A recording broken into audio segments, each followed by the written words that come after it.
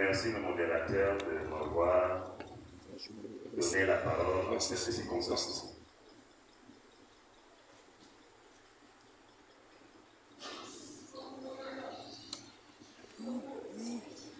Toutefois, avant de commencer mes propos,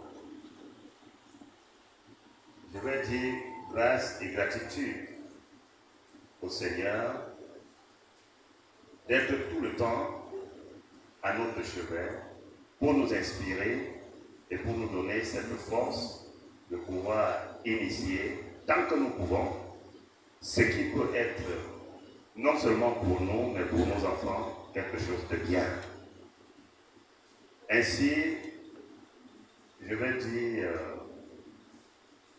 merci à tout le monde, toutes les associations, toutes les personnalités qui ont bravé vraiment la pluie cet après-midi, parce que ce contraste naturel aurait pu empêcher même la tenue de cet événement. Mais Dieu merci, nous sommes là. Le plus important pour moi, c'est de reconnaître votre présence et de vous dire merci à cet effet.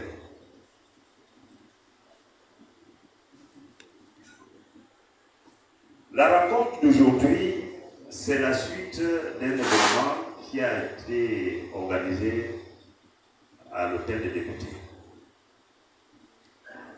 À l'hôtel des députés, si mes souvenirs sont encore exacts, il y a une histoire qu'on avait racontée. Et je me dis que peut-être la répétition étant la mère de l'enseignement, il est peut-être utile et urgent pour moi de rappeler ici. L'histoire disait que, apparemment, l'argent n'est même pas un problème. L'argent, c'est un papier. L'argent, c'est quelque chose. Mais c'est plutôt l'homme qui, dans sa façon de faire, dans sa constitution, c'est lui qui amène l'argent à se comporter comme il aurait souhaité. Ça veut dire que si moi, je suis mauvais, l'argent sera juste un amplificateur. Je serai encore plus mauvais. Si je suis bon, l'argent fera que je sois encore plus bon.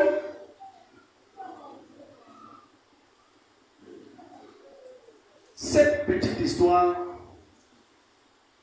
me fait revenir, ou alors me rappelle le cadran du cash flow pour ceux qui étaient à l'hôtel des députés. Dans toutes les interventions, le cadran du cash flow avait retenu mon attention. Donc, il est question qu'au terme du résumé du cash flow, que le monde est juste divisé en deux championnats. Il y a un championnat qui comporte 95% de la population mondiale. Et un autre championnat qui a 5% de la population mondiale. Mais le résultat, au fini, c'est que les 5% de la population mondiale se partagent au terme de leur championnat 95% de la richesse mondiale. Curieusement, les 95% de la population mondiale se partagent les 5% de la richesse. Ce résumé, je vous avoue solennellement, ça ne cesse de me traumatiser. Tellement ça m'a traumatisé que j'ai rencontré certaines personnes, certaines élites, pour partager avec toutes ces personnes le traumatisme qui me vient du résumé du cadran du cash flow. Et nous nous sommes dit,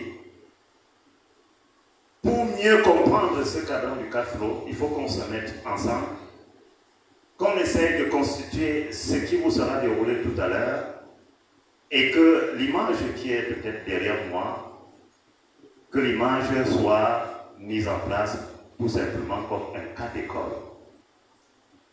Au sortir de l'hôtel des députés, nous avons engagé pratiquement 2 mois de marathon où nous nous rencontrions dans cette salle toutes les semaines à l'effet de mettre sur pied ce qui vous sera déroulé tout à l'heure. Toute la petite histoire, c'est juste pour planter le décor et dire à mes chers parents, mes chères mamans, mes chers cadets et autres que vous êtes la bienvenue dans cette salle. Sentez-vous bien. Tout ce que la commission de centralisation demande, c'est juste une oreille attentive. Parce que nous pouvons être dans une salle à 100%, mais sortir de cette salle même pas avec 5% de ce qui a été partagé. Je ne veux pas quitter le micro sans demander l'indulgence à la suite de tout ce qui a été préparé. Ce sont des humains qui ont préparé. Il peut y avoir des loupés, il peut y avoir, je ne sais pas comment je peux qualifier, même dans vos différentes lectures, là où vous allez trouver le et que ça devait être là, mettez seulement et puis on passe. Il y a juste le message central qui lui doit prévaloir. Sur ce, je vais tout simplement retourner le micro à qui de droit pour la suite du programme. Bonsoir à tout le monde.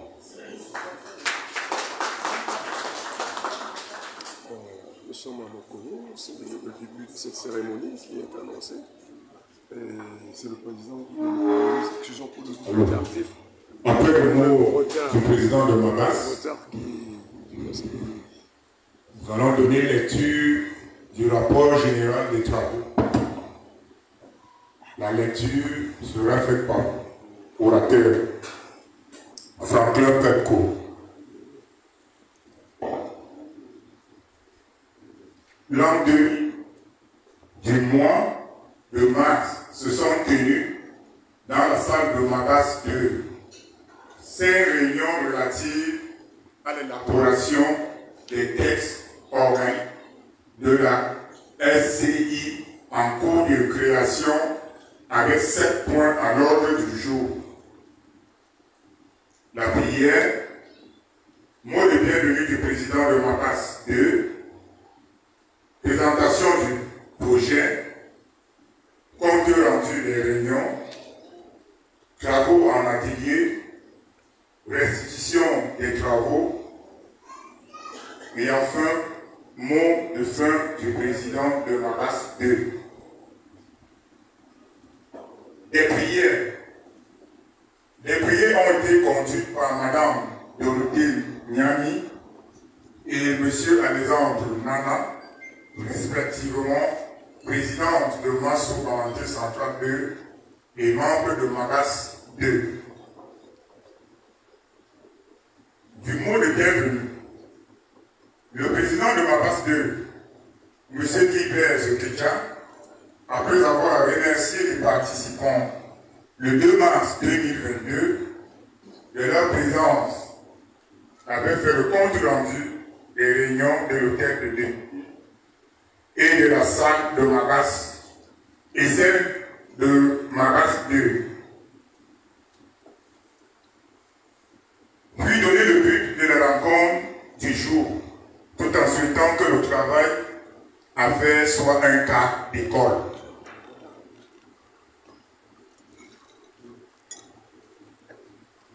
Le chef de projet, M. Roger Gérard avait présenté le 2 mars 2022 le projet en parlant de sa conception, de sa réalisation, de sa gestion avec les plans détaillés à l'appui. Les comptes rendus des réunions ont été chaque fois présentés par le rapporteur des sciences, M. Franklin Petko, premier vice-président de COSA. Les travaux en atelier coordonnés chaque fois par le modérateur de sciences, M. Bayard Fosso, membre de la région d'Onnum, consistaient à l'organisation des groupes de travail, puis à la lecture et l'appréciation des 25 articles des textes de la SCI soumis aux participants. Les restitutions des travaux après échange et discussions en plénière ont été sanctionnés par les amendements des articles 3, 5, 6, 7, 8, 10, 14, 17, 20,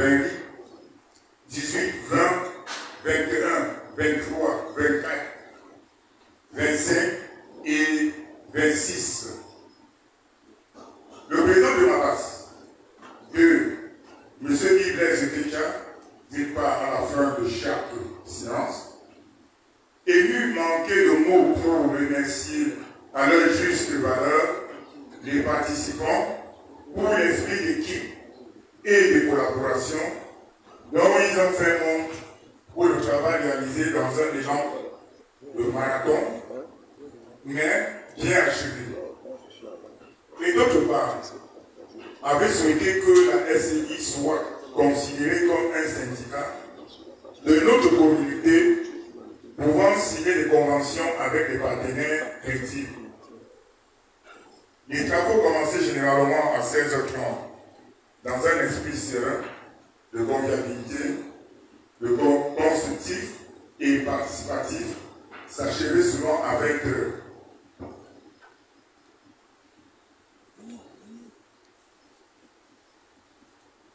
Tous ces travaux ont été faits cheminer et achevés par les membres des différentes associations, à savoir MAPAS 2, qui était souvent représenté à hauteur de 10 personnes, COSAM, 2 personnes, Élite du 24, 8 personnes, Massoubamate Central 2, 5 personnes, Famille Donne 2 personnes, Ngo Abiemasi, 1 personne, Gaugué, 1 personne.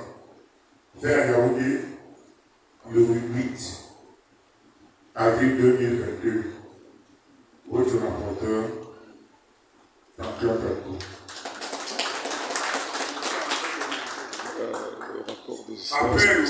Après le rapport général, nous allons donner la parole à M.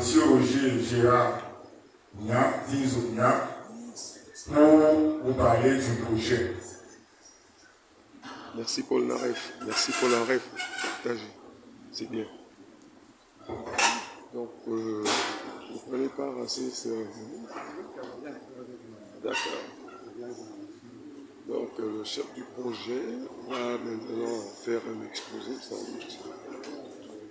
Et voilà, vous pouvez voir un peu en image le projet, ce qui est très projeté, ce qui est très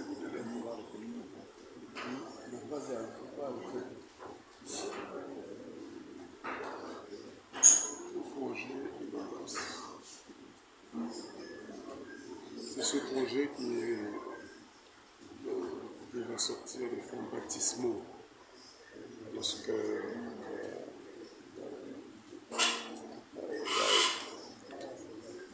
c'est la qualité.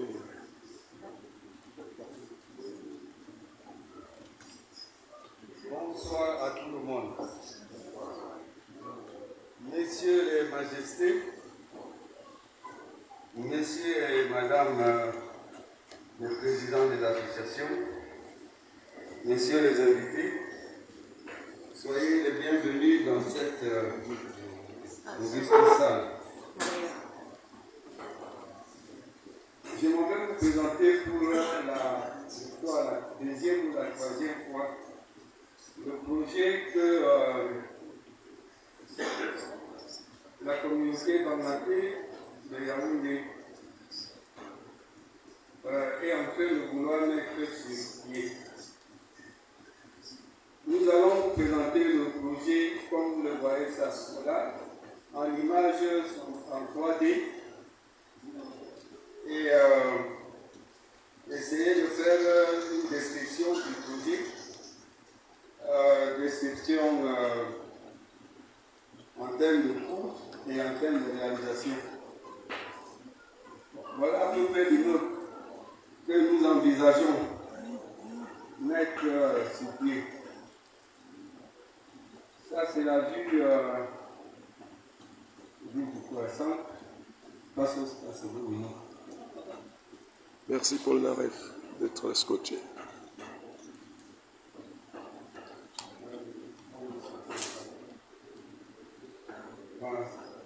Voilà dans la vue gauche, la façade, puis la vue gauche du projet. Voilà.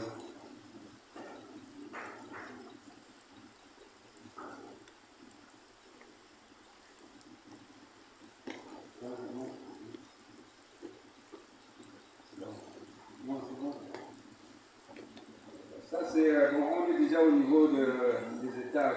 C'est vrai qu'on a un peu progressé la présentation. On aurait dû. Pourquoi? Vas-y, oui, on commence par le sous-sol. Voilà. Donc voilà, il y a un sous-sol qui est prévu avec 2 magasins. Laisse-moi, on va ça.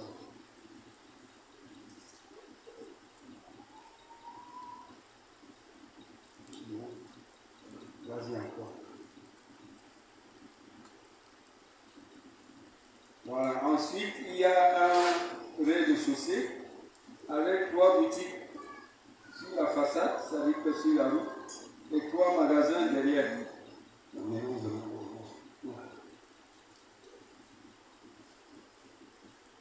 Ensuite, il y a une salle de réunion qui peut faire en même temps une salle de cérémonie. On peut contenir jusqu'à 400-500 places.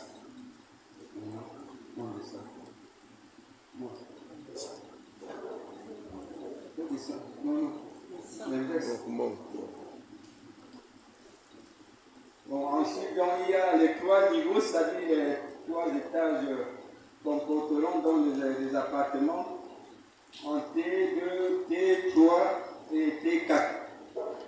Donc voilà à peu près, grosso modo, le projet que nous voulons mettre sur pied. Le projet que nous vous présentons ce jour est un projet de construction d'un immeuble de 6 niveaux, au lieu dit Tiga Olinga. Le centre huitième, Yaoundé 2. 6 niveaux, c'est-à-dire un sous-sol, un rez-de-chaussée et 4 étages. Nous vous présentons ce jour un projet pilote, ce qui sous-entend que la SCI, puisque c'est ce nom-là qui sera pour le projet sera fait, ce qui sous-entend que la SCI, au cours de son existence, va certainement réaliser d'autres projets. Le projet consiste donc à la construction d'un immeuble de 6 niveaux, comme je l'ai dit, un sous-sol avec 2 magasins, un rez-de-chaussée avec 3 boutiques et toilettes et 3 toilettes, plus 3 magasins. Et ensuite, 4 étages.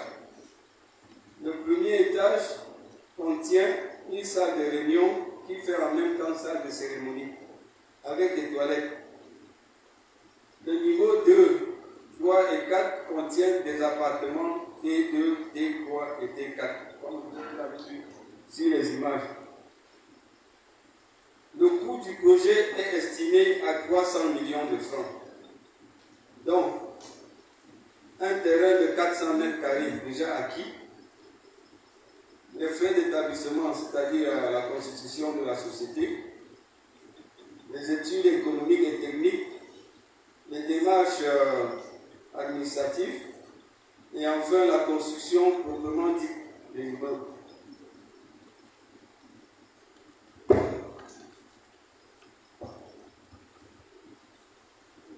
Comme je l'ai dit tantôt, il s'agit d'un projet pilote que la communauté Bangaté, sous couvert de Mandjo, Bangaté centrale 2 de Yaoundé, Mabas 2, est précurseur. Nous estimons le délai de réalisation de ce projet sur 2 ans, c'est-à-dire juin 2022 à juin 2024. Sur le plan de faisabilité, le projet est déjà engagé et avancé au niveau 2 points. Terrain déjà acquis, études architecturales déjà faites, études du sol déjà faites, permis de bâtir en cours, établissement du plan de masse par le géomètre en cours. S'agissant de la construction de l'immeuble, mesdames et messieurs, la rencontre de ce jour nous permettra d'obtenir votre adhésion à ce projet pour combien noble, par le biais d'une participation financière ou matérielle. Autrement dit, la SCI va mettre sur le marché très bientôt des actions ou des parts sociales qui vont constituer son capital qui servira au financement d'une partie du projet. Nous attendons à ce niveau un engagement fort de tous nos frères et sœurs, notamment de nos élites. Au besoin, la SCI fera aussi recours au financement extérieur, banques et autres. Mais avant tout, nous comptons beaucoup sur l'autofinancement.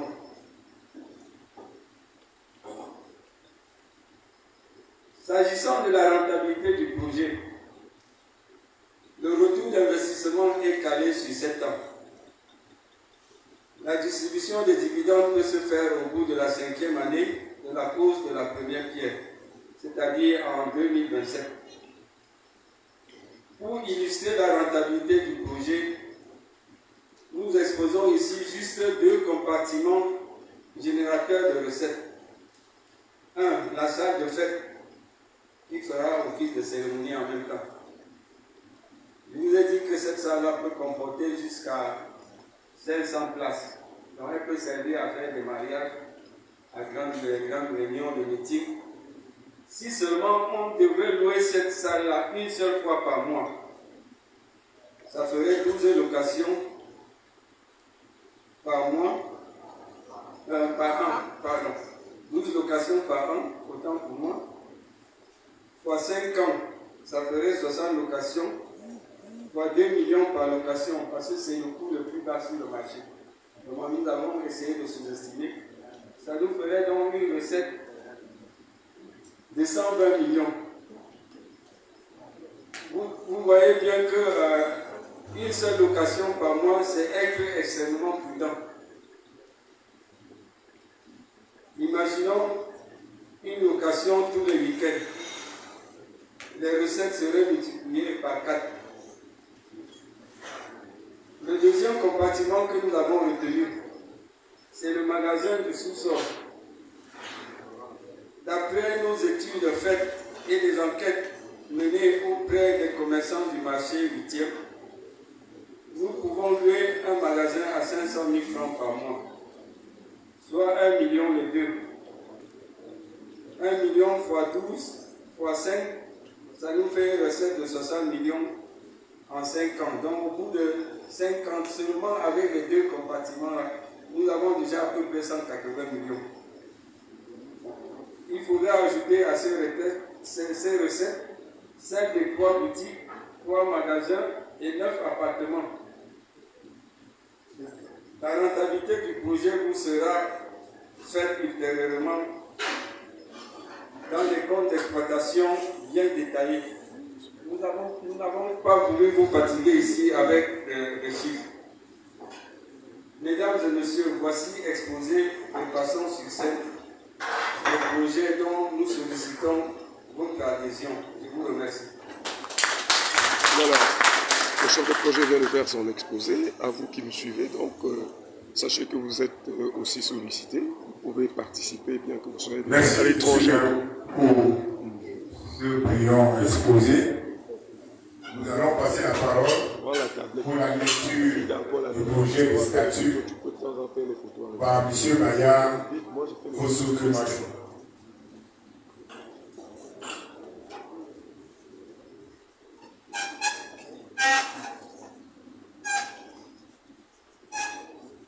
Bonsoir.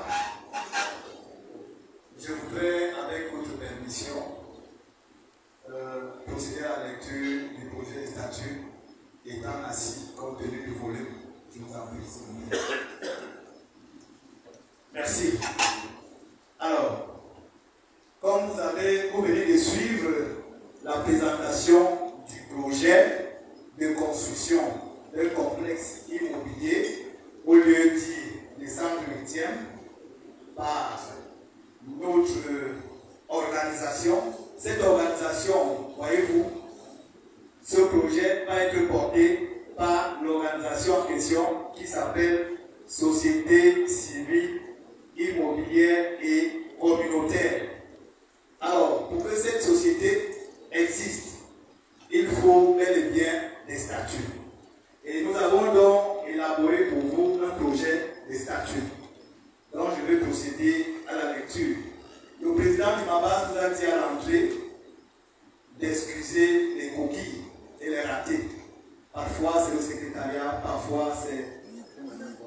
c'est l'œuvre humaine qui est parfaite.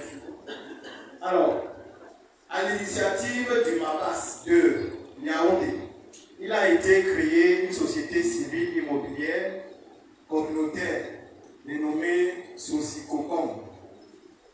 Entre les sous-signés, association MAPAS de Yaoundé,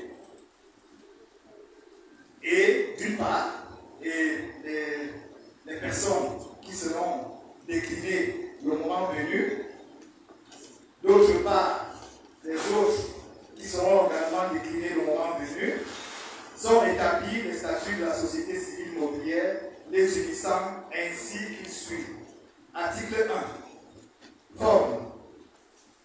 Il est formé entre les propriétaires des parts sociales si après créées et de celles qui pourraient l'être ultérieurement une société civile régie par les articles 1832 et suivants du Code civil de la loi 97/003 du 10 janvier 1997 relative à la promotion immobilière et tous les textes qui viendraient à les modifier ou les compléter par les présents statuts. Article 2. Objet social.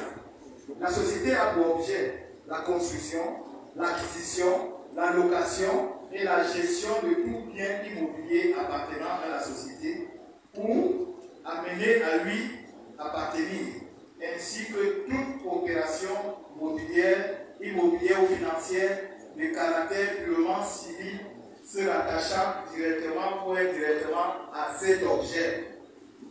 Article 3. Dénomination. La société prend la dénomination de Société civile immobilière communautaire, en abrégé Socicom. Article 4. Durée. La durée de la société est fixée à 99 ans accordée de son immatriculation auprès du registre du commerce et des sociétés, sauf en cas de prorogation ou dissolution anticipée. Un an minimum avant la date d'expiration de la société, les associés doivent décider à l'Assemblée générale dans les conditions prévues pour la modification des statuts si la société doit être prorogée. À défaut, tout associé peut demander au président du tribunal de grande instance statuant sur requête la désignation d'un mandataire de justice chargé de provoquer cette consultation des associés. Article 5. Siège social. Le siège de la société est fixé à l'adresse suivante. Ça, ce sera à définir dès que nous allons nous mettre ensemble et d'accord sur le fond. Le siège social pourra être transféré en tout lieu sur décision extraordinaire des associés. Pour l'exécution des présences, les partis font élection de domicile au siège social de la société. En principe, nous avons marqué la Yaoundé. La boîte postale sera à déterminer. Article 6. Les apports. Les apports faits à la société sont les suivants. On va décliner les noms et les adresses des différents associés avec les différents montants qu'ils auront souscrits. La liste sera intégrée ou alors inscrite dans ce statut, dans ces statuts. Alors, ce sera numéroté de 1 jusqu'au nombre qui sera défini tout à l'heure qu'on va suivre, c'est-à-dire 1100 parts. MAPAS 2, Yaoundé, homme, apporte un immeuble non bâti, 6 après sa carrière, titre foncier numéro. Ce sera décliné, évalué à la somme de 17 millions de francs CFA. Les apports en nature évalués par les experts feront l'objet d'un acte notarié, bien sûr, que tout devrait se passer devant le notaire. Article 7, capital social, fonds et fonds à lever. Le capital social de la société est fixé à la somme de 45 millions de francs CFA. C'est la suite d'un calcul que nous avons fait lors des travaux en atelier pendant les 6 semaines de travail. Donc aujourd'hui, on pourra peut-être apporter des amendements soit, on définit en euros, à raison de 1800 parts, soit 25 000 francs par part, avec un minimum de 10 parts par associé. La somme des fonds à lever est de 300 millions de francs CFA. Cette somme est divisée en parts sociales, numérotées de 1 à 1800. Pardon. De 1 à 1800.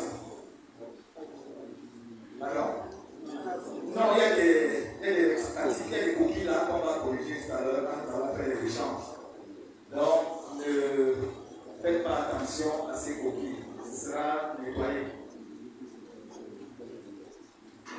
Oui, ce que nous retenons, c'est le montant qu'on pouvait lever, c'est-à-dire les 300 millions de francs CFA. Alors, les mécanismes vont être trouvés, les mécanismes légaux vont être déterminés pour pouvoir lever ces fonds-là au moment venu. Qui est bon à savoir, c'est le montant, 300 millions. Alors, donc, ça va être décliné avec les noms des uns et des autres qui auront fait la contribution le moment venu. Nous passons donc à la suite, à la fin de cet article. Les parts de chaque associé résultent uniquement des présents statuts, des actes modifiant le capital social ou des cessions éventuelles règlement passées. Elles ne peuvent pas être représentées par des titres négociables. Article 8. Pardon. Modification des statuts. Modification du capital, autant pour moi. Le capital social peut faire l'objet de modification dans les conditions suivantes. Il peut être augmenté ou diminué suite à la décision de l'Assemblée générale extraordinaire des associés selon les modalités prévues dans les présents statuts. En cas de création de parts, les futurs titulaires de ces parts, s'ils ne sont pas déjà associés, doivent faire l'objet d'une décision des associés dans les conditions prévues dans les présents statuts en cas de cession de parts. Article 9. Droits et obligations. Chaque part sociale donne droit dans la propriété de l'actif social, dans la répartition des bénéfices et dans le boni de liquidation, proportionnellement au nombre de parts émises. Autant pour moi, l'éventuelle contribution aux pertes ou aux malus de liquidation est supportée dans les mêmes conditions.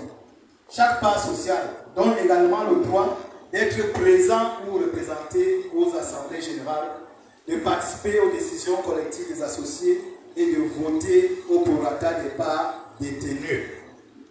Les droits et obligations attachés à chaque part sociale la suivent en quelques mains qu'elle passe, que ce soit par cession ou transmission. La propriété d'une part emporte de plein droit l'adhésion aux présents statuts, à leur modification ultérieure et aux décisions collectives des associés ou de la société régulièrement prise. Article 10. Responsabilité des associés. Les associés sont indéfiniment tenus au passif de la société à proportion de leur part dans le capital social. Les prestataires ne peuvent toutefois poursuivre le paiement des dettes sociales qu'après mise en demeure à la société restée infructueuse, et ce conformément aux prescriptions légales et réglementaires applicables en la matière. Article 11. Indivisibilité des parts. Chaque part sociale est indivisible à l'égard de la société. En cas de propriétaire individu, ces derniers doivent se faire représenter auprès de la société par l'un d'entre eux ou par un mandataire désigné parmi les associés. À défaut d'accord sur l'identité du mandataire, la désignation se fait par décision de justice à la demande de tout intéressé. En cas de démembrement de propriété des parts sociales, l'ONU propriétaire et les usufruitiers ont le droit de participer aux décisions collectives. Le droit de vote appartient aux nus propriétaires, excepté pour l'affectation et la répartition des résultats où il appartient à l'usufruitier. Tout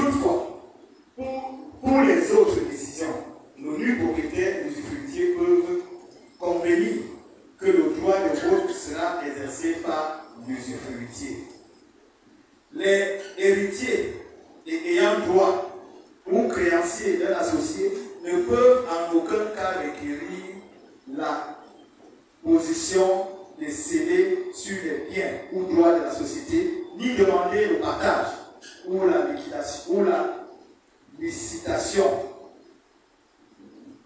ni s'immiscer d'aucune manière dans la gestion de la société. Pour les héritiers, il convient de se reporter à l'article 13 des présents statuts. Article 12. Cession des parts.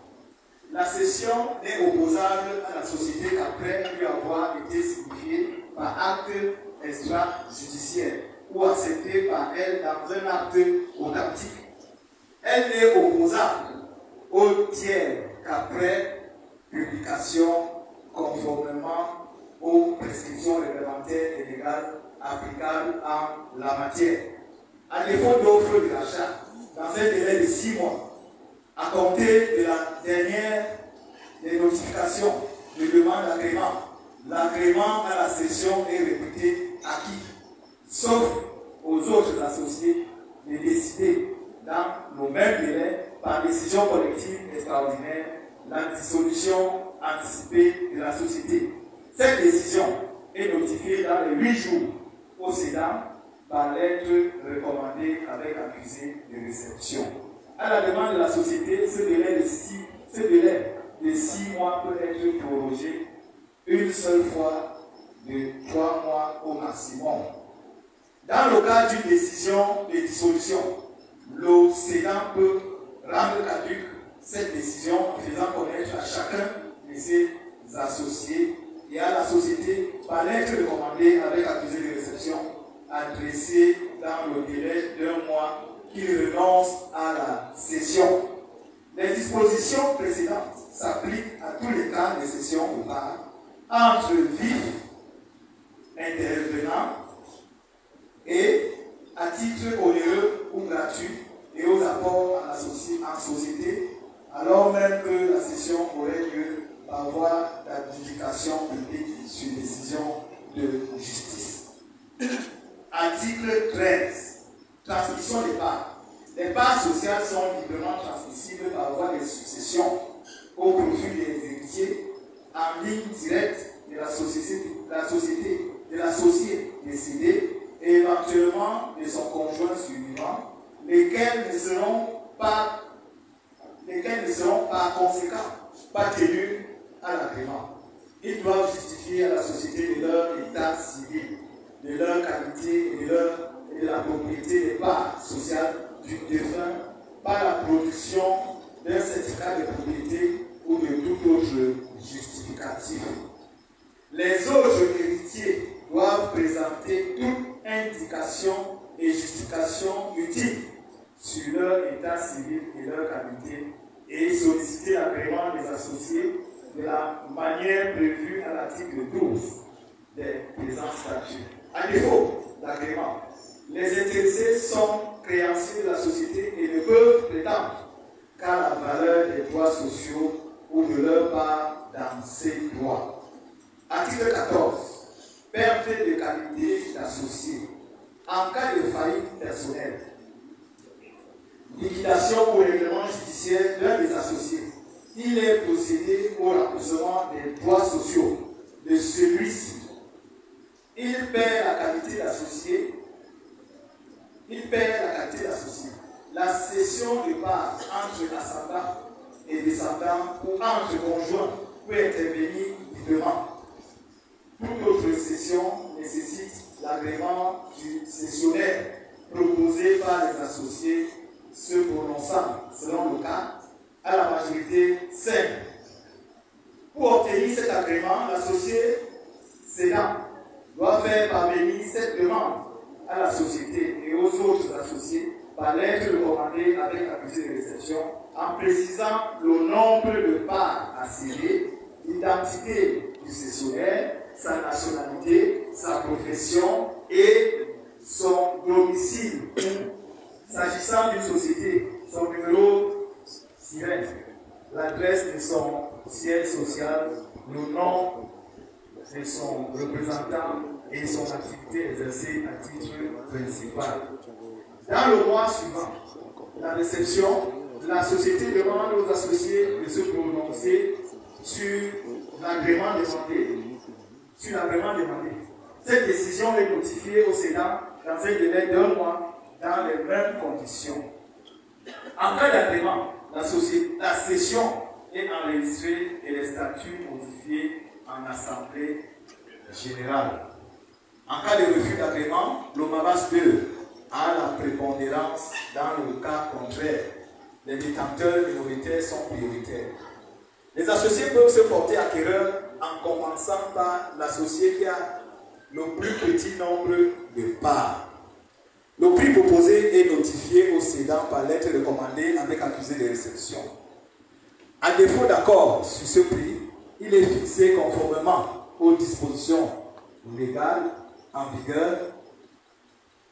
L'associé cédant peut décider de conserver ses parts et le cessionnaire proposer de retirer son offre si le prix fixé ne leur convient pas.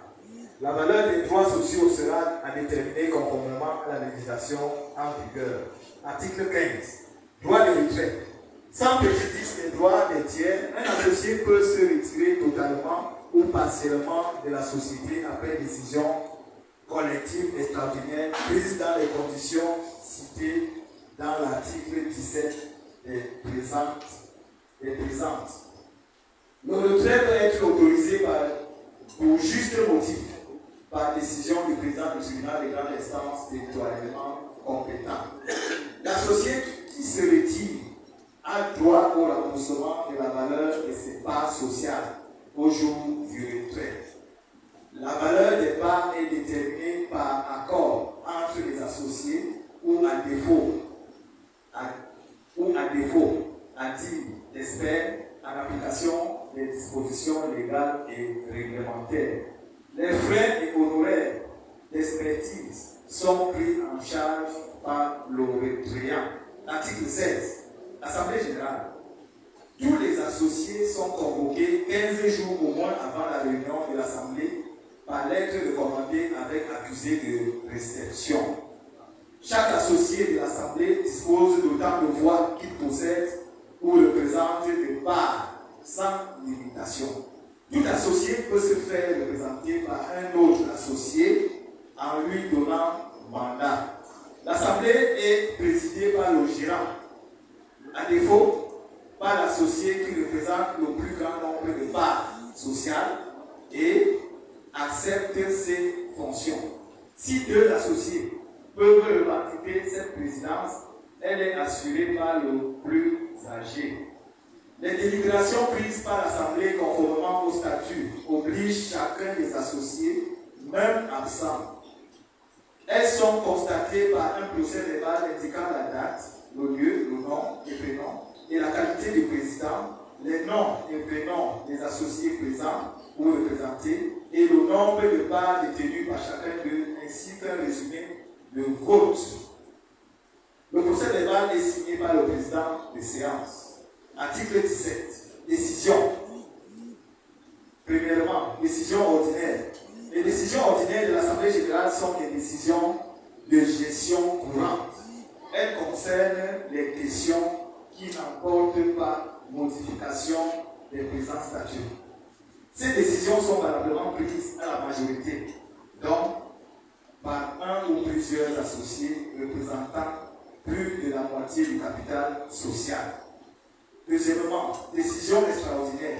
Les décisions extraordinaires ont pour objet la modification des statuts dans toutes leurs dispositions, y compris la révocation du gérant. Ces décisions extraordinaires sont votées en Assemblée générale selon le cas à la majorité simple. Toutefois, toute décision important changement de la nationalité de la société ou encore augmentation de la responsabilité des associés à l'égard des tiers doit être prise à l'unanimité. Article 18. Nomination du gérant et durée de la gérance.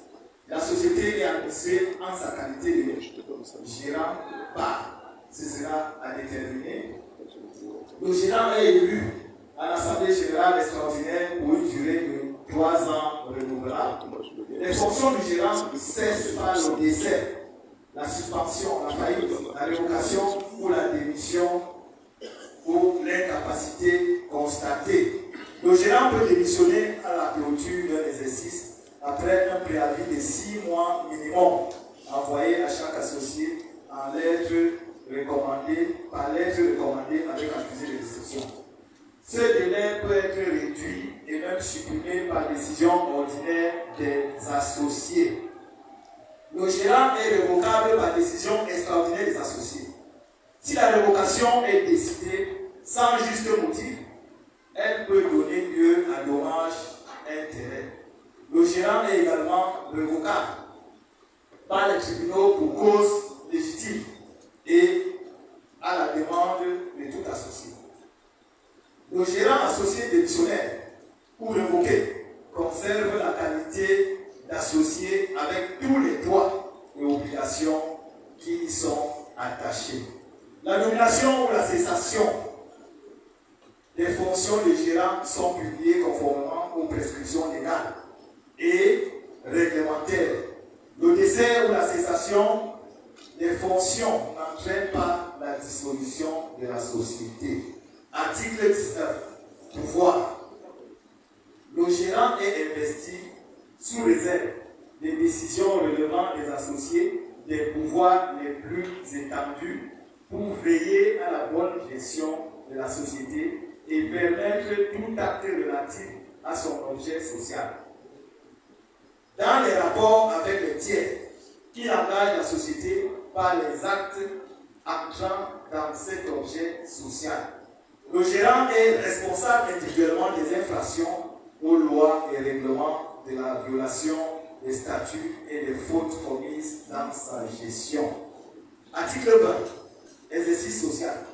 L'exercice social commence au 1er janvier et finit au 31 décembre. Par exception, le premier exercice social comprend la période courue entre le jour de l'immatriculation de la société et le 31 décembre de la même année. Article 21. Compte de la société. À la clôture de chaque exercice, le gérant présente les documents suivants. L'inventaire précisant l'actif et le passif de la société, le compte d'exploitation générale, le compte de profit et pertes, le bilan de la société. Les associés sont convoqués à l'Assemblée générale dans les 3 mois de la clôture de l'exercice pour l'approbation des comptes de l'exercice écoulé et l'affectation des résultats. À cette occasion, le gérant rend compte de sa gestion aux associés. Cette reddition de compte est effectuée par un commissaire aux comptes et un rapport écrit d'ensemble sur l'activité de la société au cours de l'exercice écoulé, comportant l'indication des bénéfices réalisés ou prévisibles et des pertes encourues ou prévues. Article 22. Résultats, affectation et répartition. Les bénéfices nets sont constitués par la différence entre recettes et dépenses d'exploitation de la période de référence, à savoir frais généraux, charges sociales, amortissement et provisions. Le bénéfice net est distribué aux associés après diminution des pertes antérieures et augmentation des reports bénéficiaires.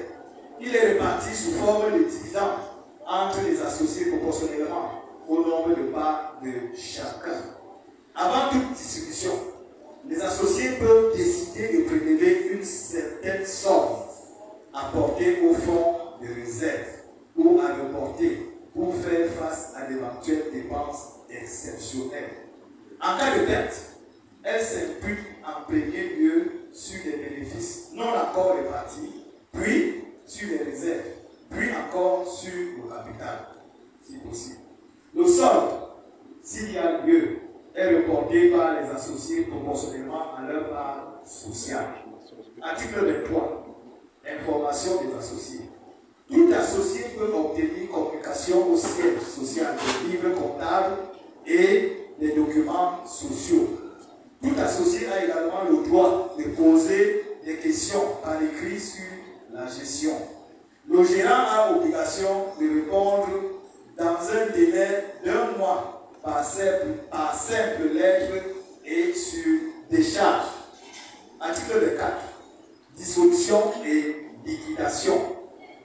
La société est en liquidation à compter de sa dissolution. La dissolution est prononcée par l'Assemblée générale extraordinaire. La dissolution produit des effets. Ces effets à l'égard des tiers à la date de sa publication au registre du commerce et des sociétés. La personnalité morale de la société subsiste pour les besoins de la liquidation jusqu'à la clôture de la procédure et des comptes. La liquidation est faite par un associé choisi par les 2 tiers des associés et encadré par un comité d'associés. La liquidation, le liquidateur, autant pour moi, représente la société. Il a les pouvoirs les plus étendus pour réaliser l'actif à l'amiable ou autrement, en bloc ou isolément, et acquitter le passif. Le liquidateur est responsable des conséquences dommageables des fraudes commises par lui dans l'exercice de ses fonctions. En fin de liquidation, les associés sont convoqués pour statuer sur les comptes définitifs, sur le quitus de la gestion du liquidateur et à la décharge de son mandat et pour constater la clôture de la liquidation. Le produit net de la liquidation ou les pertes éventuelles à supporter sont à partager entre les associés proportionnellement au nombre des parts. Si la clôture de la liquidation n'est pas intervenue dans un délai de 3 ans à compter de la dissolution, tout intéressé peut saisir le tribunal qui fait procéder à la liquidation ou, si celle-ci a été commencée, à son achèvement. Article 25. Dispositions diverses.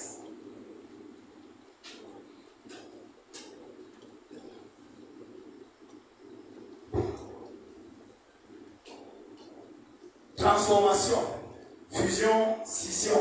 La société peut se transformer en société d'une autre forme sans entraîner pour autant la création d'une personne juridique nouvelle. La décision de transformer met fin au pouvoir des organes de gestion de la société. Les droits et obligations contractés par la société sous son ancienne forme subsistent sous la nouvelle forme. S'agissant de la fusion-cession, elles ne peuvent être réalisées que conformément aux dispositions de l'acte uniforme relatif aux droits des sociétés commerciales et du regroupement d'intérêts économiques. Article 26.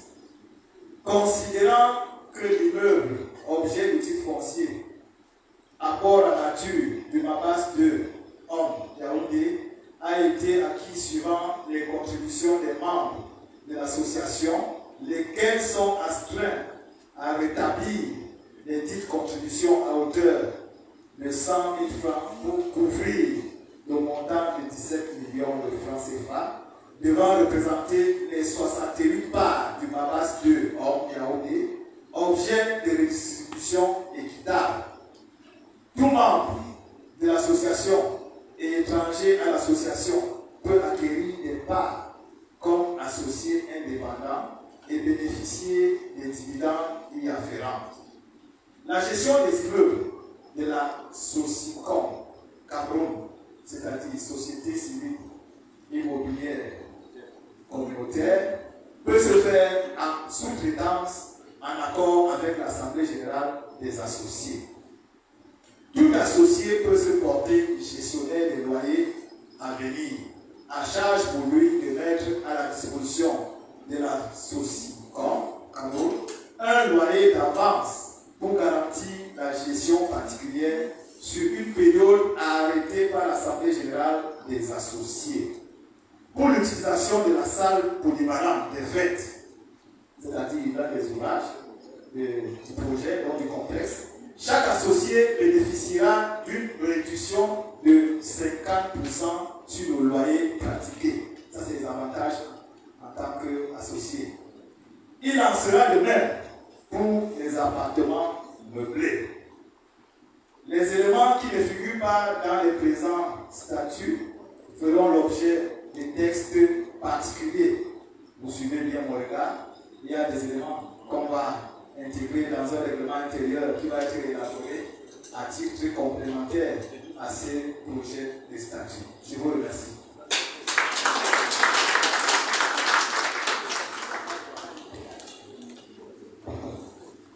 Après la lecture des textes par M. Naya Fosso, nous allons donner la parole maintenant aux experts. Et après les experts, suivra les échanges.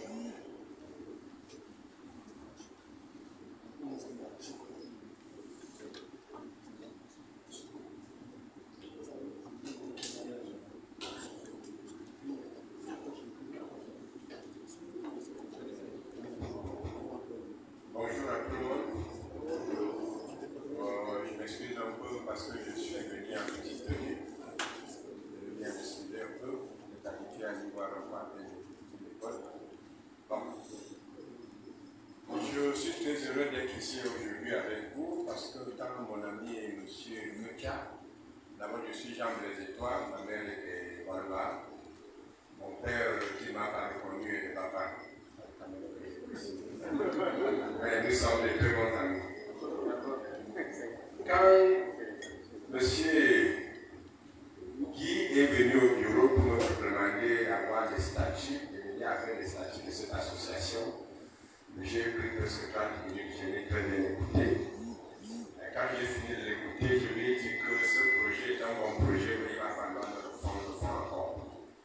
Pour deux raisons. La première raison, c'est que la fiscalité d'une SCI qui n'est pas adossée à une association est plus importante. Parce que la fiscalité de l'association est très moins chère par rapport à la fiscalité des autres organismes d'organisation. Deuxième des choses, avec la nouvelle loi des finances, il y a eu une nouvelle fiscalité pour certaines associations. Cette nouvelle fiscalité est aussi plus avantageuse